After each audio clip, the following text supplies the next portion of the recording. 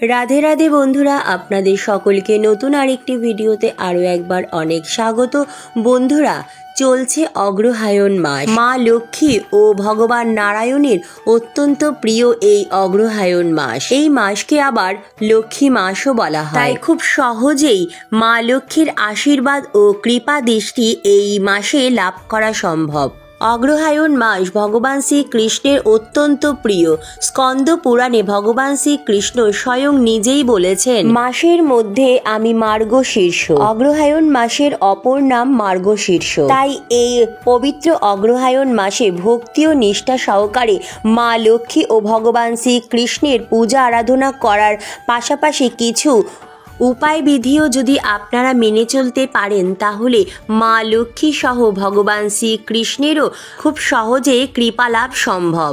তাই বন্ধুরা, আজকের এই ভিডিওটিতে আমি আপনাদের সাথে শেয়ার করব ভগবান শ্রীকৃষ্ণের অত্যন্ত প্রিয় এই তুলসী গাছের 3টি এমন উপায় বিধি, যেই উপায় বিধি আপনারা যদি মেনে চলতে পারেন, তাহলে আপনাদের ভাগ্যের বিরাট পরিবর্তন ঈশ্বরের কৃপায় আপনারা খুব শীঘ্রই লক্ষ্য করতে পারবেন। প্রত্যেক হিন্দু বাড়িতে কিন্তু একটি তুলসী গাছ তো অবশ্যই আছে। সনাতন ধর্মে তুলসী গাছের আছে এক বিশাল গুরুত্ব। এই অগ্রহায়ণ মাসে তুলসী গাছ দিয়ে কি কি উপায় বিধি আপনারা করলে আপনাদের ভাগ্যের এক বিশাল পরিবর্তন ঘটবে, আজকের ভিডিওটিতে আমি বিস্তারিত সেই বিষয় নিয়েই আলোচনা করব। অগ্রহায়ণ মাসের আবিধানিক অর্থ হলো বছরের যে সময় শ্রেষ্ঠ ব্রীহি অর্থাৎ শ্রেষ্ঠ ধান উৎপন্ন হয়। অতীতে এই অগ্রহায়ণ মাসে প্রচুর ধান উৎপন্ন হতো বলে এই মাসকে বছরের প্রথম মাস হিসাবে ধরা হতো। শাস্ত্র মতে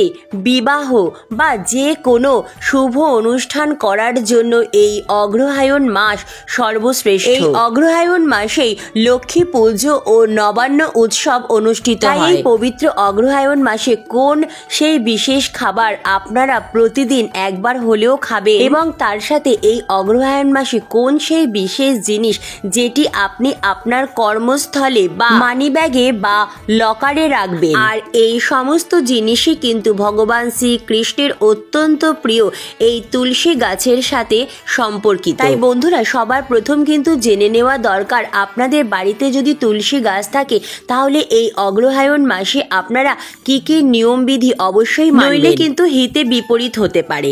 তাই বন্ধুরা, আপনাদের সকলকে অনুরোধ করছি ভিডিওটি সম্পূর্ণ দেখার। সম্পূর্ণ ভিডিওটি দেখার পর কেমন লাগলো অবশ্যই কমেন্ট করে জানাবেন, এবং কমেন্টে জয় মা লক্ষ্মীর জয় বা রাধে রাধে লিখতে একদম ভুলবেন না। ভিডিওটি ভালো লাগলে লাইক, শেয়ার ও নতুন বন্ধুরা প্লিজ চ্যানেলটি সাবস্ক্রাইব করে পাশে বেল বাটনটি অন করে নেবেন, যাতে আমার পরবর্তী ভিডিও নোটিফিকেশন খুব সহজেই আপনাদের কাছে পৌঁছে যায়। আর যে সকল বন্ধুরা অলরেডি চ্যানেলটি সাবস্ক্রাইব করে পাশে আছেন, তাদের অসংখ্য ধন্যবাদ। তো চলুন বন্ধুরা, আসা যাক মূল পর্বে। ভগবান শ্রীকৃষ্ণের অত্যন্ত প্রিয় এই তুলসী গাছ। তুলসী পত্র ছাড়া ভগবান শ্রীকৃষ্ণের পুজো অসম্পূর্ণ। তুলসী গাছ দিয়ে যে বাতাস বয় সেটি অত্যন্ত পবিত্র ও শুদ্ধ। এই বাতাস যখন আমাদের গৃহে প্রবেশ করে তখন আমাদের গৃহের বাতাবরণকে শুদ্ধ করে তোলে। বাড়ির বাস্তু দোষ দূর করে তুলসী গাছ। তাই বাড়ির যদি কোনো রকম বাস্তু দোষ থাকে তাহলে তা খুব সহজেই দূর করা সম্ভব বা কাটানো সম্ভব এই তুলসী গাছ। তাই বন্ধুরা, পবিত্র এই অগ্রহায়ণ মাসে প্রতিদিন সকাল সকাল স্নান করে শুদ্ধ বস্ত্রে তুলসী গাছে জল নিবেদন করুন এবং নিয়মিত তুলসী গাছের পরিচর্যা করুন।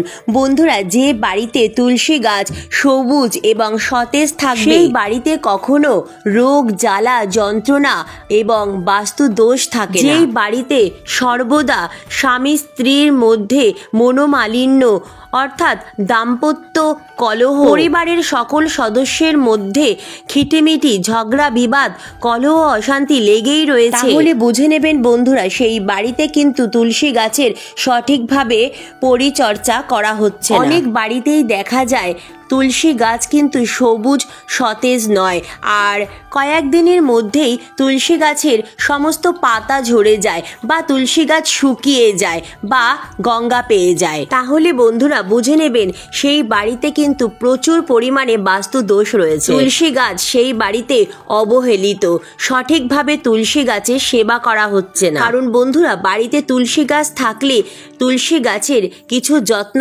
অবশ্যই করতে হবে। ফলে তুলসী গাছটিও সতেজ এবং সবুজ থাকবে, তার সাথে আপনার বাড়িও ভরে উঠবে সুখ শান্তি সমৃদ্ধিতে। বন্ধুরা, বাড়িতে তুলসী গাছ থাকলে সবার প্রথম এই ভুলটা কিন্তু একদম করবেন না, কখনোই বাসি বস্ত্রে তুলসী গাছ স্পর্শ করবেন না। সর্বদা স্নান করে শুদ্ধ বস্ত্রে তারপরে তুলসী গাছে জল ফুল নিবেদন করবেন। এবং বন্ধুরা, তার সাথে অবশ্যই মনে রাখবেন, যখনই তুলসী পাতা চয়ন করবেন তখন ভগবান নারায়ণ ও তুলসী দেবীর কাছে ক্ষমা চেয়ে তারপর তুলসী পাতা চয়ন করবেন। তুলসী গাছের শিরায় জল দেবেন এবং সন্ধেবেলা কিন্তু তুলসী গাছ স্পর্শ করবেন এবং তুলসী গাছে জলও অর্পণ করবেন না। সূর্যোদয় থেকে সূর্যাস্তের মধ্যে যে সময়কাল, সেই সময়কালের মধ্যেই তুলসী গাছে জল নিবেদন করবেন। তুলসী গাছের চারিপাশ সর্বদা পরিষ্কার পরিচ্ছন্ন রাখবেন। তুলসী গাছের পাশে কোনো রকম নোংরা আবর্জনা, ছেঁড়া জুতো, চটি, ঝাঁটা, নোংরা বা ময়লার স্তূপ, ডাস্টবিনের বালতি বা কোনো প্রকারের কাটা জাতীয়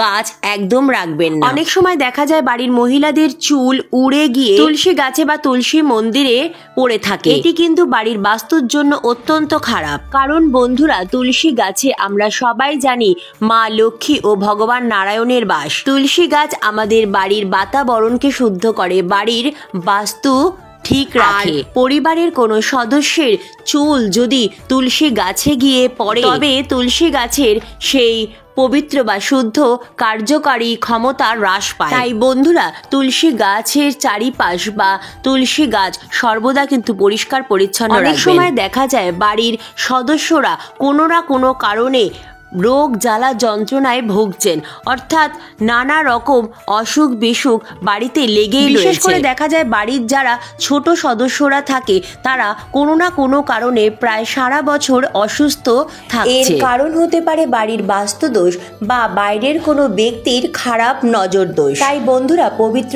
এই অগ্রহায়ণ মাসে এই একটি জিনিস আপনারা যদি প্রতিদিন খেতে পারেন, তাহলে এই রোগ জ্বালা যন্ত্রণা থেকে অনেকাংশে মুক্তি পেতে পারেন। বন্ধুরা, অগ্রহায়ণ মাস ভগবান শ্রীহরি বিষ্ণু বা ভগবান শ্রীকৃষ্ণের অত্যন্ত প্রিয় মাস। তাই এই অগ্রহায়ণ মাসে যখনই ভগবান শ্রীকৃষ্ণকে ভোগ নিবেদন করবেন, তখনই কিন্তু তুলসী পত্র ভোগে অবশ্যই নিবেদন করবেন। তুলসী পত্র ছাড়া ভগবান শ্রীকৃষ্ণের বা ভগবান নারায়ণের পুজো অসম্পূর্ণ। ভগবান নারায়ণ বা ভগবান শ্রীকৃষ্ণকে যে ভোগ নিবেদন করেছেন পুজোর পর, সেই প্রসাদই তুলসী পত্রটি আপনারা সেবন করবেন। অগ্রহায়ণ মাসে প্রতিদিন ভগবান শ্রীকৃষ্ণের ভোগে নিবেদিত যে তুলসী পত্র, এটি আপনি সেবন করবেন। তবে বন্ধুরা, অবশ্যই মনে রাখবেন, তুলসী পাতা কিন্তু কখনোই দাঁত দিয়ে কাটবেন না। বন্ধুরা, আপনারা যদি পবিত্র এই অগ্রহায়ণ মাসে প্রতিদিন ভগবানের প্রসাদী এই তুলসী পাতা গ্রহণ করতে পারেন, তাহলে সারা বছর সুস্থ ও নিরোগ থাকতে পারবেন। রোগ জ্বালা যন্ত্রণা আপনার কাছে ঘেঁষতে পারবে না। অগ্রহায়ণ মাস ঋতু পরিবর্তনের মাস। এই সময় প্রতিদিন একটি করে তুলসী পাতা সেবন করলে ঠান্ডা জনিত যে সমস্যা বা সর্দি কাশি জনিত যে সমস্যা, তা থেকেও খুব ভালোভাবে আপনারা মুক্তি পাবেন। বন্ধুরা, অবশ্যই অগ্রহায়ণ মাসে প্রতিদিন একটি করে তুলসী পাতা সেবন করুন। বন্ধুরা, আপনারা অনেক দিন ধরে আর্থিক সমস্যায় ভুগছেন, যে পরিমাণ পরিশ্রম করছেন সে পরিমাণ ফল আপনারা বা লাভের মুখ আপনারা দেখতে পাচ্ছেন না। অনেক দিন ধরে আটকে থাকা কোনো কাজ কিছুতেই সম্পূর্ণ হচ্ছে না। আপনি কোনো ব্যক্তিকে হয়তো টাকা ধার দিয়েছেন, অর্থাৎ আপনার পাওনা টাকাও আপনি পাচ্ছেন না। নানা কারণে অর্থের অপচয় হয়ে যাচ্ছে, কিছুতেই আপনি অর্থ হাতে রাখতে পারছেন না। আপনার কাছে টাকা আসার পথে বাধা সৃষ্টি হচ্ছে। তাহলে বন্ধুরা, পবিত্র এই অগ্রহায়ণ মাসে তুলসী গাছের এই বিশেষ উপায়টি অবশ্যই করে দেখতে পারেন। আপনারা প্রতিদিন যখন স্নান করে শুদ্ধ বস্ত্রে তুলসী গাছে জল নিবেদন করবেন, তখন তুলসী মাতার কাছে অনুমতি নিয়ে তুলসী গাছের সামান্য শিকড় তুলে নেবেন। তারপর সেই শিকড়টি ভালো করে পরিষ্কার জল দিয়ে ধুয়ে গঙ্গা জল ছিটিয়ে ভগবান শ্রীকৃষ্ণের শ্রীচরণে নিবেদন করে রেখে দেবেন। পরদিন সকালবেলা সেই শিকড়টি ভগবানের চরণ থেকে সংগ্রহ করবেন এবং পরিষ্কার একটি হলুদ রঙের শালু কাপড়ে সেই শিকড়টি মুড়ে আপনার মানি ব্যাগে রেখে দেবেন। যদি বন্ধুরা আপনাদের হাতে একদম টাকা থাকছে না, তাহলে এই উপায়টি করার পর দেখবেন আপনাদের মানি ব্যাগে টাকা আসতে শুরু করবে। অর্থ যেখান থেকেই হোক আপনার কাছে আসতে শুরু করবে। বন্ধুরা, আপনাদের এই জিনিসটি যদি মানিব্যাগে রাখতে অসুবিধা হয় তাহলে আপনার বাড়ির লকারে বা আপনার কর্মস্থলে বা ব্যবসার স্থানে আপনি এই জিনিসটি অবশ্যই রাখতে পারেন। বন্ধুরা, এই জিনিসটি অর্থকে আকৃষ্ট করে। অগ্রহায়ণ মাসে প্রতিদিনই আপনারা চাইলে এই কাজটি করতে পারেন, তবে আপনারা অগ্রহায়ণ মাসে বৃহস্পতিবার দিন এই কাজটি করার চেষ্টা করবেন। অগ্রহায়ণ মাস মা লক্ষ্মীর অত্যন্ত প্রিয় মাস। গৃহস্থ বাড়িতে মা লক্ষ্মীর কৃপা পেতে এই অগ্রহায়ণ মাসে মা লক্ষ্মীর বিশেষ পূজা আরাধনা করা হয়ে থাকে। তাই অগ্রহায়ণ মাসকে আবার বলা হয় লক্ষ্মী মাস, অর্থ প্রাপ্তির মাস, লক্ষ্মী লাভের মাস। তাই বন্ধুরা, অবশ্যই পবিত্র এই অগ্রহায়ণ মাসে মা লক্ষ্মী ও ভগবান নারায়ণের ভক্তি ও নিষ্ঠা সহকারে পূজা আরাধনা করুন এবং তার পাশাপাশি অবশ্যই সঠিক নিয়ম বিধি মেনে তুলসী গাছের পরিচর্যা করুন, তুলসী গাছের নিয়মিত সেবা করুন। আর বন্ধুরা, আমি যে উপায় বিধিটির কথা বললাম, আপনারা পারলে অবশ্যই পবিত্র এই অগ্রহায়ণ মাসে মনের ভক্তি ও বিশ্বাস সহযোগে এই উপায়টি করতে পারেন। দেখবেন আপনাদের ভাগ্যের বিপুল এক পরিবর্তন অবশ্যই ঘটবে ঈশ্বরের কৃপায়। এই উপায়টি আপনার সৌভাগ্যের চাবিকাঠি। অগ্রহায়ণ মাসে প্রতিদিন সকাল সন্ধ্যা কিন্তু তুলসী গাছে ধূপ দীপ দিয়ে আরতি দেখাবেন। সন্ধেবেলা তুলসী দেবীর কাছে একটি প্রদীপ প্রজ্বলন করবেন। প্রতি বৃহস্পতিবার পারলে প্রতিদিন একটি নতুন মাটির ঘিয়ে প্রদীপ সন্ধেবেলা তুলসী দেবীর কাছে নিবেদন করবেন। তুলসী মাতার বিশেষ আশীর্বাদ পেতে অবশ্যই সন্ধেবেলা ওম নমো ভগবতে বাসুদেবায় নমো এই মন্ত্রটি 108 বার জপ করবেন। অগ্রহায়ণ মাসে প্রতিদিন সকালবেলা স্নান করে শুদ্ধ বস্ত্রে তুলসী দেবীকে জল ফুল নিবেদন করবেন এবং ধূপ দীপ দিয়ে আরতি দেখাবেন।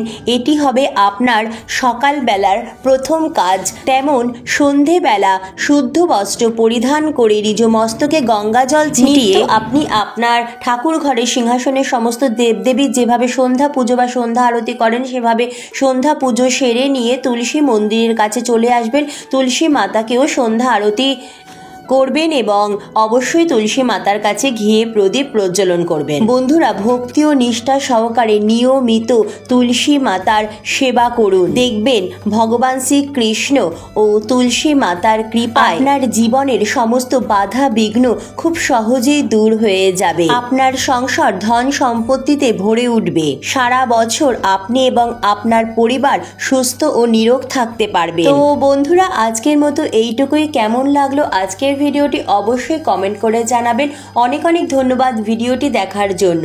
জয় শ্রীকৃষ্ণর জয়। রাধে রাধে।